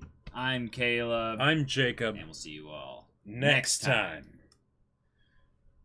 All right. I seek the one called Karen. Karen's just like. Oh boy. And then, yes, Attack on and then Titan her beholders 123. all like, uh-oh, Karen, Someday, Karen, soon. something Yes. big's coming, something big's coming. She's like, Kyle, I told you not to disturb my slumber unless it's anything bigger than, Now, here's the thing though, Caleb. Uh-huh. Of these three characters here, which ones would end up together, man?